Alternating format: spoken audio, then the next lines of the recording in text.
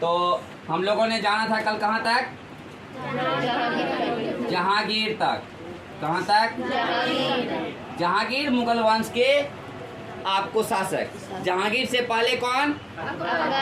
अकबर से पहले कौन? हुमायूं से पहले कौन? इस प्रकार से आपने पहला शासक बाबर को जाना, बाबर का पुत्र हुमायूं को जाना, हुमायूं का पुत्र अकबर को जाना, अकबर का पुत्र जहांगीर को जाना। जहांगीर तक हम लोग बात किए थे। जहांगीर का पुत्र कौन? शाहजहां। देखिए, सबसे पहले हम लोग एक बात करेंगे कि शाहजहां के पापा कौन? जहांगीर। और आपको इसका भी तो नाम था सलीम ना पहले, और इनका नाम क्या था पहले? खुर्रम। खुर्रम से शाहजहां की उपाधि इसको कौन दिया? जहांगीर दिया था। कौन दिया था? तो आपको अब शाहजहां आपको कहा जाता है कि इनके देहांत 27 में हुआ था ना, तो 27 में आपको नहीं बल्कि 28 में इसका राज अभिषेक हुआ था। कुछ किताबों में आपको 27 से आपको इसका सत्ता रहेगा और कहीं कहीं 28 से रहेगा, तो हम लोग दोनों आधार पर पढ़ते हैं, कोई दिक्कत? तो आपको शाहजहां कौन? शाहजहां जब राजगद्दी पर बैठते हैं उससे पहले शाहजहां का नाम क्या रहता है? खुर्रम। क्या नाम रहता है? खुर्रम। तो हम लोग पहले शाहजहां से जानने से पहले कुछ हम लोग बातों की कहानियां जानते हैं कि आखिर शाहजहां जो राजगद्दी पर बैठा तो ये आपको किनके सहयोग से बैठा और कैसे बैठा? कौन? क्योंकि शाहजहां को बैठने से पहले आपको विवादित कुछ बयान है कुछ आपको शासकों के बीच। किनके शासकों के बीच? यानी मुगल वंश। तो आप बताइए कि शाहजहां के पिता कौन? जहांगीर। और जहांगीर किससे शादी किया था? फर्स्ट पत्नी मानबाई, जो मानसिंह के बहन, और लास्ट में उन्होंने आपको एक विधवा को देखा और उससे शादी किया नूरजहां से। यानी मेहरून इंसा जब शादी किया तो मेहरून इंसा का नाम क्या हो गया था? नूरजहां। नूरजहां के पिता कौन? मिर्जा गयास। और आपको नूरजहां की बेटी कौन? लाडली बेगम। और लाडली बेगम का शादी किससे हुआ था? शहरयार से हुआ था। आप बताइए कि नूरजहां के भाई भी न थे? नूरजहां के भाई के बारे में भी न बात किया गया था। याद कीजिए, आपको नूरजहां के भाई के बारे में नहीं, आसफ खां कौन था? आसफ खां के बारे में आप नहीं जानते हैं क्या? यानी आसफ खां इनका क्या? आसफ खां कौन? किसका? नूरजहां का कौन? भाई कौन? आसफ खां। कहा जाता है कि आसफ खां का शादी आपको हुआ था दीवानजी बेगम से। इसका शादी किससे? दीवानजी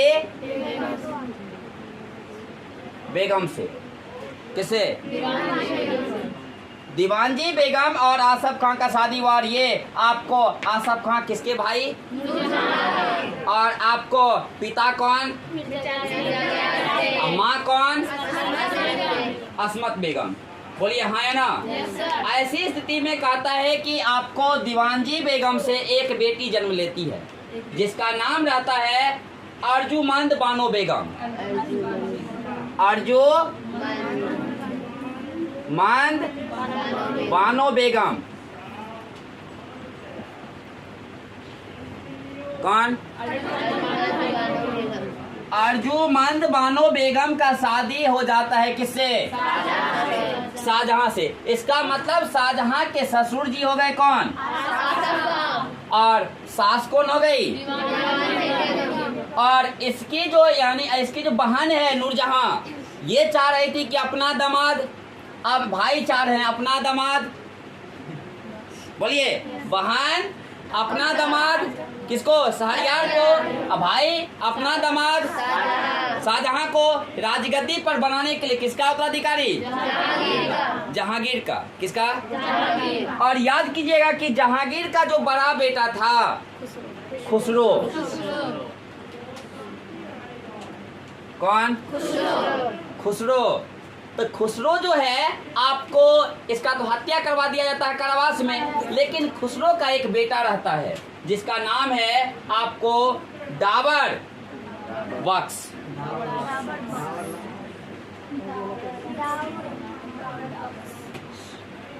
दाबर बख्श किसका बेटा?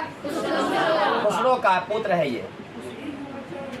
कहा जाता है कि जिस समय में जहांगीर का मौत होता है उस समय में ये लोग तो वहां नहीं है, वहां नहीं है ये लोग। ऐसी स्थिति में शाहजहां को खबर देने से पहले, शाहजहां को खबर कौन देते हैं? आसफ खान, कि दामाद जी मर गए हैं आपका पापा और आप राजगद्दी पर आ जाइए, लेकिन उससे पहले ही आपको यहाँ सत्ता पर आने के लिए विभिन्न प्रकार के आपको भाइयों में विवाद, शहरियार अलग सोच रहा है, यानी शाहजहां तो राजगद्दी पाने के लिए उसके दरबार में आने लोग भी आपको राजगद्दी को हथियाने की कोशिश उसके रिश्तेदार सब कर रहे थे।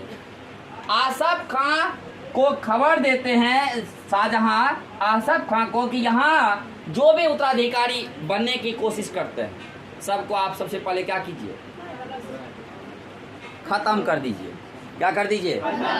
और हम आ रहे हैं ससुर जी, कोई दिक्कत आपको नहीं, हम जब तक में आएंगे तब तक में आप सारे लोगों को क्या कर दीजिए।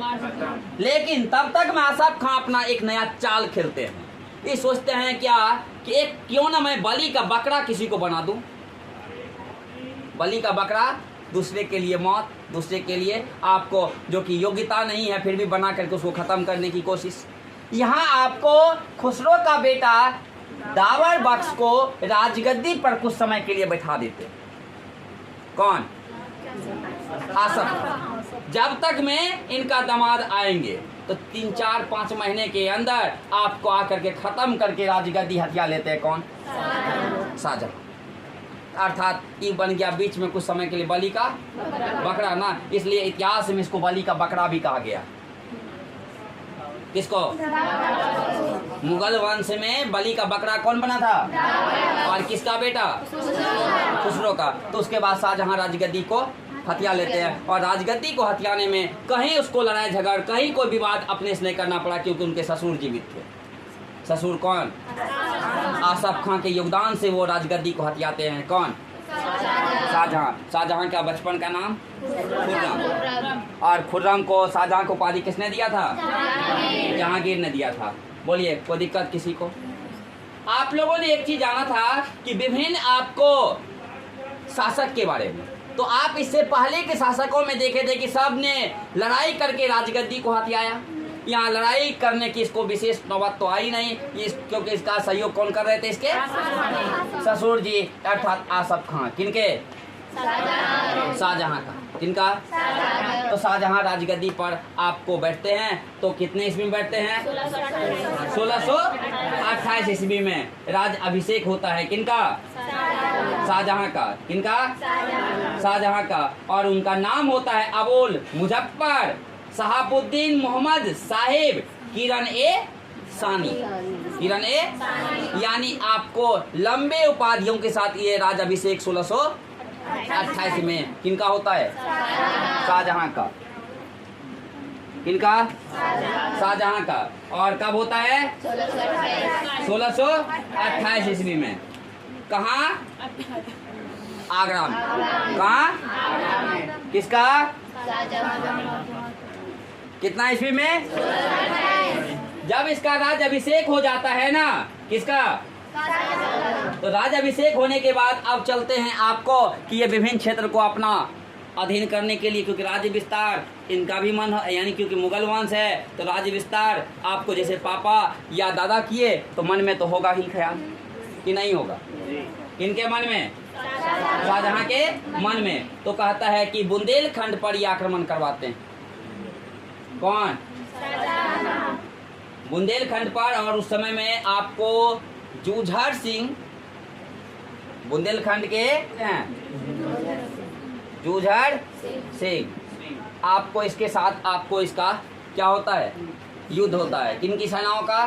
शाहजहां की। और इसमें आपको ये आपको याद कीजिएगा, वीर सिंह के बारे में मैंने कहा था इससे पहले वाला में, तो वीर सिंह का ही पुत्र रहता है ये। आपको इससे आपको टक्कर होती है। किसको? शाहजहां को। यहाँ पर फिर उसके बाद आपको अफगान सरदार से भी होता है। किनका? शाहजहां का। अफगान सरदार जो रहते हैं आपको वो अफगानी, तो आप अफगानी सरदार से आप यहाँ पर भी अधीनता स्वीकार किए। उसके अलावा अगर बात करोगे अफगानी के अलावा तो पुर्तगाली से भी विद्रोह हुआ, उसको भी हथियार लिए। उसके बाद आपको सिख से भी हुआ, सिख से भी हुआ। उसके बाद चलेंगे हम लोग अहमदनगर तक। कहाँ? अहमदनगर में याद कीजिएगा, अहमदनगर में लड़ाई किया था ना, जो इसको शाहजहां को उपाधि मिला था। किससे मिला था?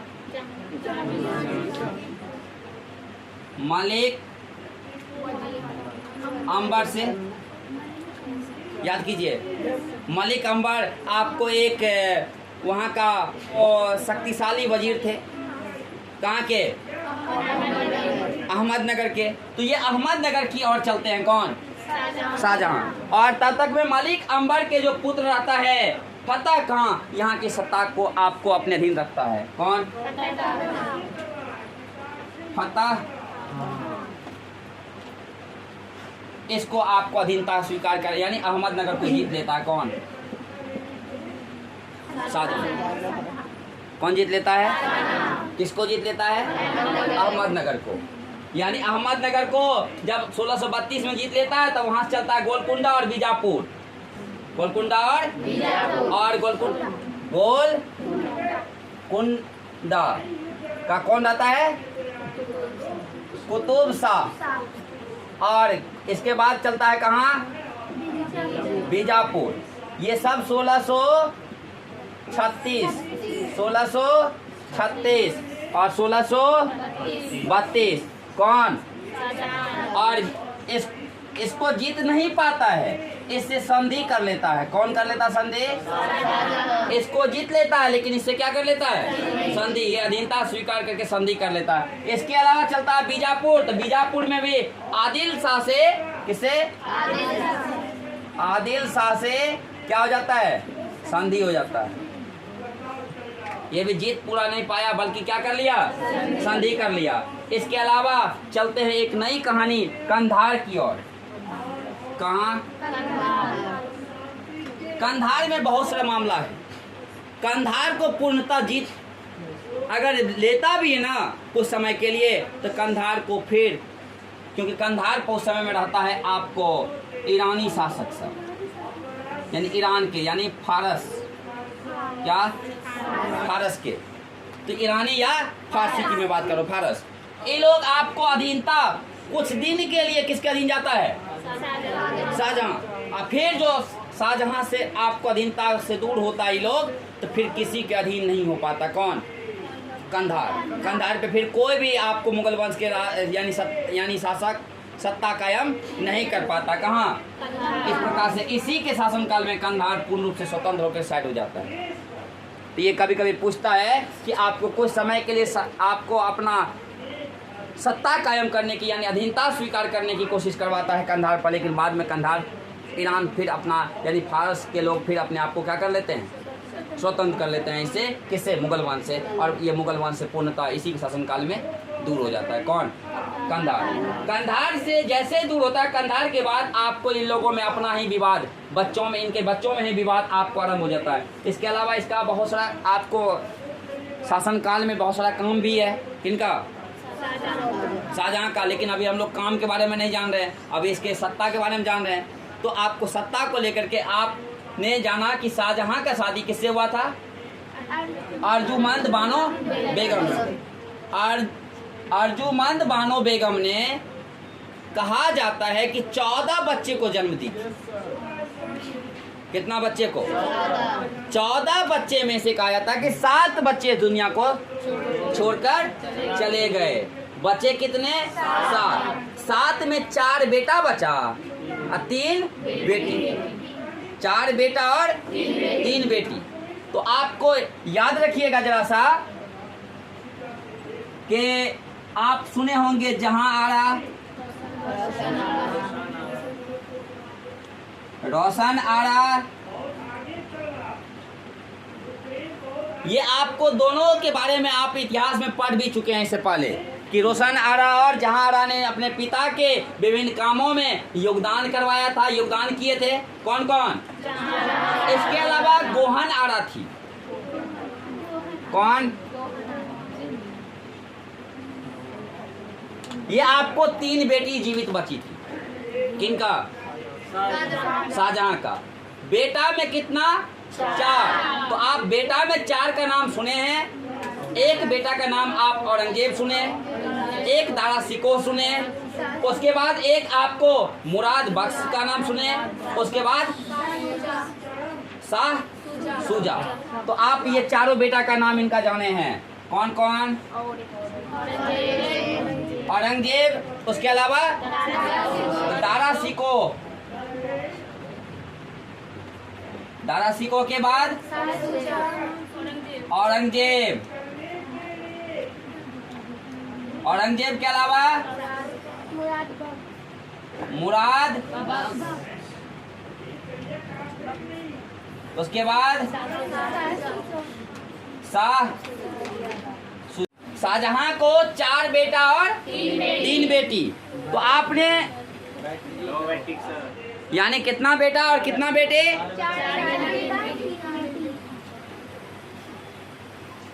4 बेटा और 3 बेटी। तो इन चारों में अगर देखी जाए, बेटा में और बेटी में, तो आपको दारा शिकोह को, किसको? दारा शिकोह को सदैव दारा शिकोह और आपको जहां आरा का मन एक मिला। ये दोनों एक सदैव एक जैसा सोचता रहा, सोचती रही, और एक ये इसका मदद, ये उसका मदद। औरंगजेब दूसरा नंबर वाला बेटा है। औरंगजेब का मदद अगर देखी जाए तो रोशन आरा किया करती थी, और मुराद बख्श का गोहन आरा, और इधर बेटिए ने जो शाह शुजा का सहयोग करे। बच्चा 7। इन 7 में से 4 ही को बेटा ना? कितना बेटा? 4 बेटा। एक दिन खबर होता है क्या कि आपको ये बात है, आपको 1657 ईस्वी के कि गंभीर रूप से बीमार हो गए हैं शाहजहां। कौन बीमार हो गए हैं? शाहजहां। बीमार होने के बाद इसका सारा बेटा जो विभिन्न क्षेत्रों में आपको कहीं कहीं सूबेदार तो कहीं कुछ बना के भेजा गया था, जैसे आपको कहा जाता है कि शुजा को बंगाल में, मुराद को गुजरात में और औरंगजेब को दक्कन में भेजा गया था। दक्कन में किसको? और इसको बंगाल में, और इसको गुजरात में। तो ये आपको जो विभिन्न जगह भेजा गया था राजगद्दी, यानी आपको सूबेदार बना करके, ये लोग दौड़ दौड़ के आने लगा अपने पिता के राजगद्दी को हथियाने के लिए। और वहां पहले से दारा शिकोह तो थे ही ना, बोलिए हाँ या ना? तो दारा शिकोह पहले से थे ना, इसीलिए दारा शिकोह से लड़ गए कौन? शाह शुजा। शाह शुजा 1658 में लड़ गए, किससे? और बहादुरपुर में। कहाँ? तो बहादुरपुर में 1600 कितना ईस्वी में? 58 ईस्वी में राजगद्दी को लेकर के दारा शिकोह और शाह शुजा के बीच में क्या हो गया? युद्ध हो गया। और इस युद्ध में शाह शुजा जो है वो हार गया। क्या हो गया? हार गया। शाह शुजा जैसे हारा तो दारा शिकोह तो लग रहा था कि मैं राजगद्दी को हथिया लूंगा। इतने में दौड़ करके आपको औरंगजेब भी आ गया था। कहां से? बोलिए। दक्कन से। तो इससे लड़ गया आपको 1658 में ही। कौन? दारा शिकोह। और ये आपको धर्मट का युद्ध कहलाया। धर्मट में आपको लड़ा कौन कौन? दारा शिकोह और औरंगजेब। ये दारा शिकोह और औरंगजेब के बीच में कहाँ लड़ाई हो गया? धर्मट। ये धर्मट का युद्ध कहलाया। कब रे? 1658 में। कब? इन दोनों के बीच धर्मट में 1658 में युद्ध हुआ। इसमें कौन हार गया? दारा शिकोह हार गया। फिर दारा शिकोह अपनी सेना और अपने बल को तैयार किया और फिर दोनों के बीच में लड़ गया सामूगढ़ में। और सामूगढ़ में भी आपको किसकी हार हो गई? दारा शिकोह का। सामूगढ़ का युद्ध कब हुआ? 1658 में ही हो गया।